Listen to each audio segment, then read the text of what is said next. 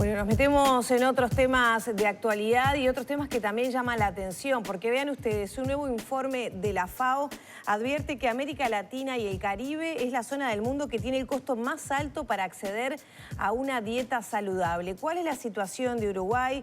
¿Cómo se están valorando los planes que se están diseñando por estas horas por parte del gobierno? Todo esto lo vamos a hablar con el ingeniero agrónomo y doctor en sociología, Gonzalo Meid, asistente representante del programa y oficial a cargo de FAO en Uruguay. Bienvenido. ¿Qué tal? No sé si dije bien su apellido. Sí, es con Meid. Bien, Meid. Bueno, elaboraron un informe que uno lo lee y la verdad que se le estruja un poco el corazón, ¿no? Porque América Latina y el Caribe, Uruguay quizá en menor medida, usted nos va a dar los detalles, es la zona del mundo con mayor pobreza, pero también con mayores dificultades, o sea, con la dieta saludable más cara con respecto a otras regiones.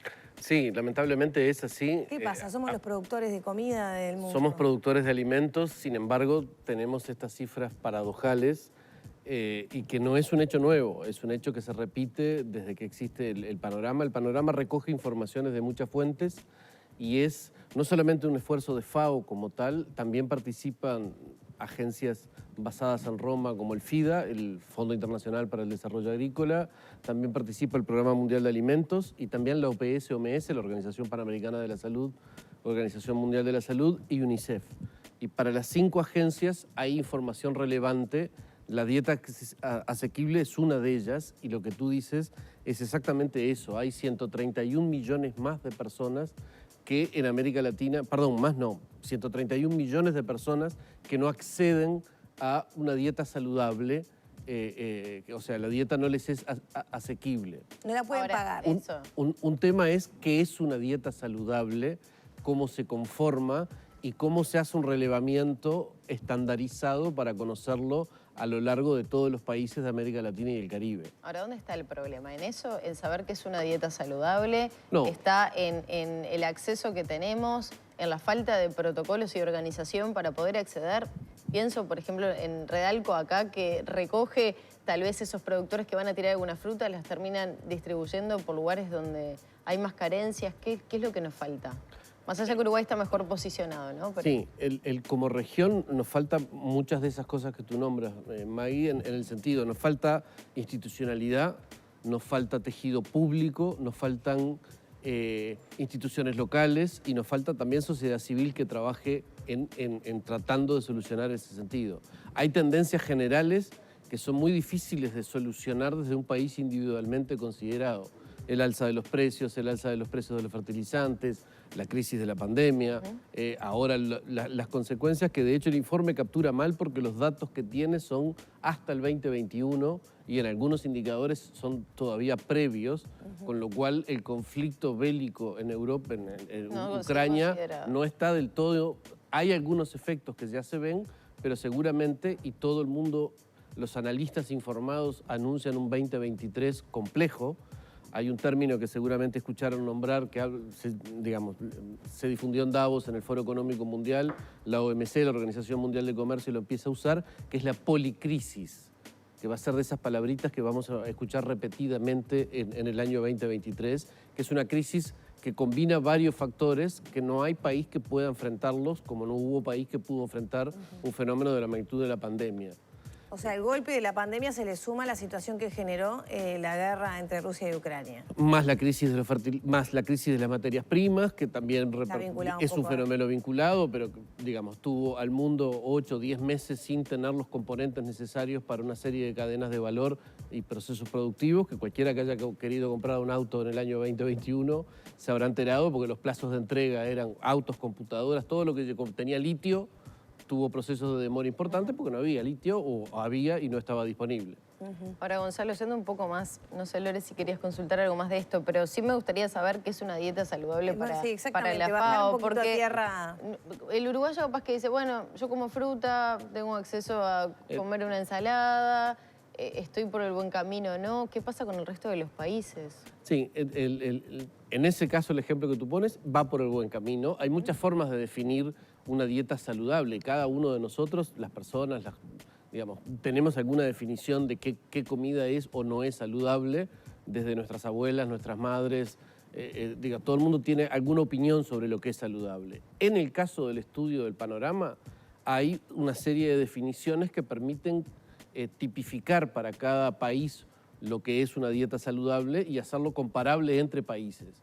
Y eso tiene que ver con la ingesta calórica, o sea, cuántas calorías se están comiendo, que ese es el centro de la definición del hambre.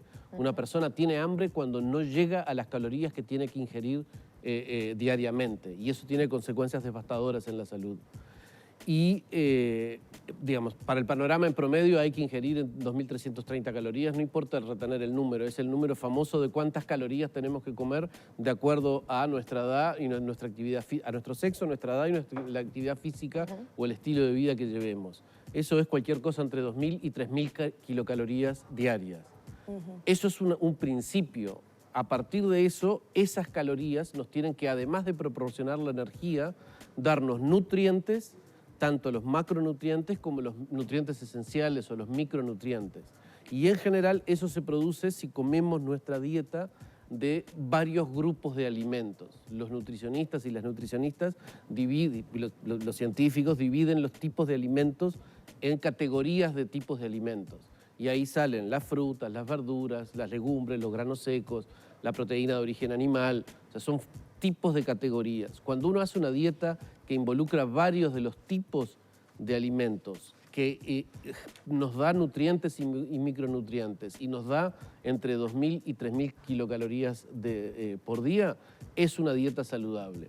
Adicionalmente, algunos técnicos dicen, bueno, también es necesario que de esas calorías totales, no más del 30% provengan de materia grasa y que no más del 10% provengan de grasas saturadas y que no estemos comiendo más de 2 gramos de sodio, que son 5 gramos de sal. Y así puede haber más especificaciones. Si uno va al nutricionista o al médico y le pregunta, o a la nutricionista o a la médica y le pregunta cómo debo comer, seguramente prescribe un amplio abanico de medidas que atienden a esa definición. Y acá hay dos cuestiones, las posibilidades de las familias de pagar por esos alimentos y acceder a ellos, o sea, que estén disponibles y los puedan comprar, y además, bueno, justamente la educación, ¿no? Si todo el mundo pudiera pagársela, ¿habría disponibilidad de todos esos alimentos en la ecuación, digamos, que habría que consumirlos? Depende de los países, digamos. Por poner el ejemplo más extremo, y un país que tira los números muy abajo cuando uno mira el Caribe, es Haití. Haití es el país más problemático de toda la región de América Latina y el Caribe. ¿Por qué? Porque ahí no hay disponibilidad de alimentos y porque además no hay manera de pagarlos. O sea, los dos factores están combinados de la misma manera, y si los números de América Latina o del Caribe son desoladores, los de Haití son muchísimo peores. Es un país en emergencia humanitaria, es un país que tiene problemas de toda índole y bueno, eso se refleja en la forma que se alimenta su población. Voy a hacer una pregunta que puede sonar un poco básica, pero ¿hay voluntad política de afrontar esta situación? Pienso a nivel continental, a nivel América Latina y el Caribe. ¿Hay voluntades de colaboración entre estados? Digamos. Porque si Haití tiene todos déjame esos contestarte problemas. primero con una constatación. A ver. Los estados se comprometieron en el 2015 en la Asamblea de Naciones Unidas. Los países fueron los que firmaron los Objetivos de Desarrollo Sostenible. Los Objetivos de Desarrollo Sostenible son 17 objetivos que del 2015 al 2030, 193 países dijeron vamos a trabajar para llegar a este objetivo. Uno de ellos, el número 2, es erradicar el hambre. Se llama hambre cero en el lenguaje coloquial. De ese momento en que los países se comprometieron a erradicar el hambre, a tomar acciones para mejorar las condiciones en las que se alimenta la población mundial, de ahí hasta ahora los números de hambre en el mundo empeoraron. O sea, si hay o no voluntad política, es una discusión larga y probablemente muy cargada normativamente. Claro, yo no hablo Lo que no ha habido es éxito, partidaria, sino de políticas como Estado, cada uno de los países. Bueno, colaboramos de esta manera, proporcionamos estos alimentos. Sí, ha habido, y de hecho el panorama tiene la publicación en sí tiene dos partes. Uno que analiza con mucha información y muchos datos sobre la situación alimentaria y nutricional, y una segunda que presenta algunos ejemplos de políticas que apuntan a mejorar la situación alimentaria. Sí, como por ejemplo subsidiar alimentos nutritivos. Subsidios de alimentos nutritivos, u otra cosa que hacía lo que decía Maggie en términos de la dieta, el generar medidas regulatorias contra cierto tipo de alimentos que se conoce que son perjudiciales para la dieta. Por ejemplo, el octógono. Los Eso mismo, ultraprocesados. acá, por ejemplo, en Uruguay tenemos el octógono. Por ejemplo, Uruguay es un país que tiene una regulación en términos de octógonos y que a partir de este año, a nivel de educación media, las dietas que se comercialicen en las instituciones educativas son aquellas aprobadas por el Ministerio de Salud Pública. Eso es una medida de rendición de cuentas que no sé ¿Eso cuándo... tiene un efecto real en el consumo? Porque después voy al supermercado, con 15 pesos me compro un paquete de galletitas súper rico, que no me aporta nada, pero están buenísimas, y con 15 pesos apenas si me compro una manzana, con suerte cuando están baratas. Sí, eso tiene un efecto y es a largo plazo, porque el efecto que tiene es cultural y es sobre los hábitos de las personas. Y cualquiera que tenga niños pequeños y que hayan sido escolarizados y que hayan tenido educación en cualquier tipo de escuela, pública o privada, seguro que los niños conocen más de alimentos mucho mejores que sus familias de origen. Porque ya está, porque tenemos un programa de alimentación escolar en educación primaria, porque hay elementos de información, porque están los octógonos y porque... digamos, se conocen esas cosas. Ahora, hay una cultura que nos rodea y entonces hay que tener tiempo para cocinar y no recurrir a procesados o ultraprocesados. ¿Habría que regular la intermediación también? El otro día hicimos una nota de la afectación que está teniendo la sequía en los pescadores, sobre todo de las orillas del Río de la Plata, la zona de San José, y ganan 60 pesos por kilo de pescado que venden. Uno lo compra a 400 y pico en el supermercado.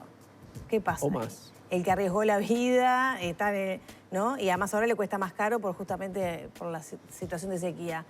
¿Habría que meterse también ahí? Porque ahí hay un las gran medidas tema, de ¿no? política en general son potestades de los países y son los hacedores de política los que tienen una oferta de instrumentos relativamente limitada, tampoco hay magia para hacer, pero en muchos casos hay instrumentos que tratan de vincular la producción de alimentos con su consumo. De hecho, el consumir localmente no solamente es beneficioso en términos de la frescura y del tipo de conocer lo que se produce, sino porque elimina la intermediación. Y de hecho hay programas exitosos. No conozco, seguro que hay algún ejemplo en América Latina y el Caribe en relación a la pesca, pero son mucho más comunes, o por lo menos los que yo conozco, los que vinculan los productos de la granja, porque provienen de la agricultura familiar y en algunos países de América Latina de la agricultura campesina, que se vinculan, apoyados por el Estado, ya sea en instituciones locales o nacionales, a programas de alimentación escolar o a programas de alimentación de instituciones estatales de mucho tamaño que tienen muchos funcionarios y que permiten hacer compras directas en un territorio y vincularlas directamente sin que haya una intermediación. Ahora, hoy hablábamos, yo ponía el ejemplo de Redalco en nuestro país, que es una organización civil, que bueno, va al mercado, a la UAM ahora, antes al mercado modelo, esas verduras que tal vez después en los comercios no se consumen porque tienen un deterioro y se van a tirar, se distribuyen tal vez entre quienes más lo necesitan. ¿Qué pasa con el desperdicio de comida que hay a nivel de los países? Uruguay tiene récord prácticamente también. ¿Qué pasa? Sí, también es un problema y es un problema que impacta la alimentación. Y de hecho es un fenómeno que ha... El fenómeno, si es por las estadísticas de FAO, el fenómeno del hambre como tal, o sea, la carencia en la ingesta de calorías que hace que una persona tenga consecuencias muy severas sobre su estado de salud, eso se monitorea desde la década del 70, por decir algo. Más tardíamente se empieza a monitorear otro tema que es lo que llamamos inseguridad alimentaria, que tiene que ver con el acceso a los alimentos y la percepción que tienen las personas del riesgo de acceder o no a los alimentos. Y junto con esa tendencia, que es quizás de los últimos 10, 15 años, empezamos a ver una preocupación muy creciente en qué pasa con las pérdidas y con los desperdicios. Con un tecnicismo, las pérdidas le llamamos a cuando se generan los alimentos, se producen y se pierden en la chacra, en la comercialización. Y los desperdicios es lo que tiramos en el hogar, lo que se tira en el restaurante, lo que se tira en la gastronomía. Pero pérdidas y desperdicios son una preocupación creciente, lo son en Uruguay, que tiene un Comité Nacional de Pérdidas y Desperdicios de Alimentos y está trabajando sobre ello, lo son en la región. No es sencillo progresar en ello, pero ahí hay un área de trabajo importante para progresar en ese sentido. Redalco es un buen ejemplo de sociedad civil trabajando con una organización estatal que tiene gobernanza mixta, además, porque la UAM está integrada por el Gobierno Nacional y por la Intendencia de Montevideo, y que es una institución importante en términos de lo que el papel que pueda jugar en términos de comercialización de frutas y hortalizas y en términos de precios, flujos de hacia dónde va y de dónde vienen las frutas y las hortalizas que consumimos. Y en el tema inicial que veníamos hablando de la no posibilidad de las familias de acceder a una dieta saludable, Uruguay, ¿cómo está en relación a América Latina y cómo estamos también en inseguridad alimentaria, que tanto hemos hablado del tema durante la pandemia? Sí, en la región, como dije, hay 131 millones de personas. América Latina y el Caribe, en números gruesos, tienen entre 670 y 680 millones de personas. O sea, eso es un poquito más de un 20% de personas que no están accediendo a una dieta saludable. En Uruguay ese 20% es menos del 4%. O sea, Uruguay no tiene números tan severos como la región. Eso no solo sucede en la dieta asequible, también sucede con inseguridad alimentaria y mucho más marcadamente con los datos de hambre, o sea, de esas calorías que la persona no ingiere. En términos de hambre, Uruguay no registra el dato porque tiene menos del 2.5%, que es el margen de error de los estudios. Entonces, no se reporta. Argentina tiene 3 puntos y algo, sí lo reporta porque está apenas por arriba. Pero en términos de hambre, eso en la región es casi el 9%.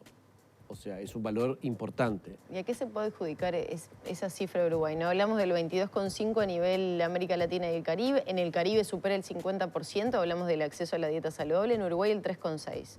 ¿Por qué? Y porque hay fenómenos que, digamos, tenemos mayor oferta. La economía es mejor, a nivel de democracia estamos más... Tenemos un país más institucionalizado, tenemos una economía más, en términos relativos, en comparación con la región, seguramente que ha sido capaz de proveer sistemas de protección social y sistemas complementarios, no necesariamente sistemas alimentarios y nutricionales, pero sistemas de protección social que sí tienen un componente, ya sea porque afectan por el lado del ingreso o directamente porque afectan del lado nutricional. Uruguay Crece Contigo, la atención a primera infancia, la atención de los niños, no solamente se encarga de controlar cómo evoluciona la salud de la mujer que está esperando un bebé, sino también de la alimentación, o sea, eso también tiene un impacto. Sí, la alimentación en los centros escolares, etcétera, van haciendo su afortunadamente. Y digamos, estos números uruguayos no deberían ser sorpresa, en el sentido que si uno mira la pobreza en Uruguay, que tuvimos el año pasado una discusión importante a nivel público de si el 10,7 que dio el último semestre era más o era menos. Bueno, dejemos esa discusión de lado. La indigencia, que es la medida más extrema de pobreza, a veces a la indigencia se le llama pobreza extrema, y hay una línea de indigencia que es la que separa, digamos, a las personas que no acceden a los ingresos que le permiten la ingesta de una canasta básica de alimentos. Ese valor para Uruguay es 0,4%, no 4%, 0,4%. De 1.000 personas, solo 4 no acceden a la línea de indigencia en Uruguay. Y la inseguridad alimentaria y el hambre son fenómenos muy vinculados a la pobreza. Y la pobreza está muy vinculado a los ingresos y a la desigualdad de ingresos. Ahora, Gonzalo, me imagino que Uruguay ha podido profundizar en ese 3,6%, porque como decimos en líneas generales, América Latina y el Caribe, y están esas diferencias del 50 y pico contra el 3 de Uruguay, ¿qué pasa con ese 3,6% en nuestro país? ¿Se puede tener claro si hay determinados departamentos donde se incrementa esa situación de la dieta accesible y saludable? ¿Se puede hacer algún tipo de profundización en esos datos? En el panorama no hay una profundización y tiendo a pensar que no es sencillo trabajar con el dato nacional, abrirlo porque está calculado de tal forma que permita la comparación entre países y no abrirlo a países. Sí hay un dato mucho más interesante, que es el primer estudio nacional hecho por el INE, por el Ministerio de Salud Pública, por el Ministerio de Desarrollo Social, de inseguridad alimentaria. O sea, nosotros contamos a partir del año 2022 con un estudio nacional de inseguridad alimentaria, que es un dato que sobrescribe el dato de la FAO. O sea, FAO hace otros estudios que son internacionales, pero cuando hay un dato de reporte nacional, si cumple con los estándares técnicos que solicita la FAO para eso, ese es el dato nacional. Y de hecho, el dato de FAO del trienio anterior, que era de 2019-2021, ahora contamos con un primer dato de serie nacional que es 15% medido por hogares.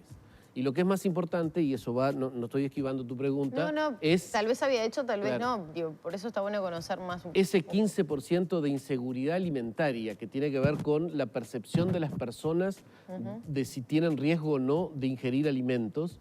Es una encuesta, se mide por encuesta, el hambre se mide indirectamente de otra manera. Eso sí se puede analizar por regiones. Las regiones fronterizas por arriba del Río Negro están en desventaja en relación al área metropolitana, y se puede analizar por grupo de población. Y las noticias son las mismas que conocemos y no son buenas. En los hogares que tienen niños chicos, los datos de inseguridad alimentaria aumentan. Y en los hogares más pobres, si los dividimos por quintiles, como se suele hacer y como presenta la información el Instituto Nacional de Estadística, ese 15% que es promedio nacional, en el primer quintil de hogares es el 40%. El sistema de distribución de alimentos que anuncia el MIDES para comenzar a partir de abril es bien valorado para revertir esta situación. Es una medida de política que es importante y que obviamente apunta a generar mecanismos para atender a esos grupos de poblaciones más vulnerables, que exige además un despliegue territorial importante. Porque, digamos, en la ley de los promedios pasan muchas cosas. Y no es lo mismo tener presente una alerta de una situación con un número que nos dice cuál es la realidad nacional, a saber dónde tengo que intervenir. Claro. Para las autoridades locales, nacionales o para una ONG, bueno, ¿en qué territorio intervengo? ¿En qué departamento? ¿En qué zona? ¿En qué barrio? ¿En qué manzana? Claro. Esas son decisiones de política pública o de interacción, de programa, que son mucho más finas a veces que los promedios con los cuales nos movemos. Muchas gracias por estos minutos. Gracias a ustedes. Cerramos por aquí la entrevista, ya son las 9 de la mañana, 36 minutos, 24 grados la temperatura.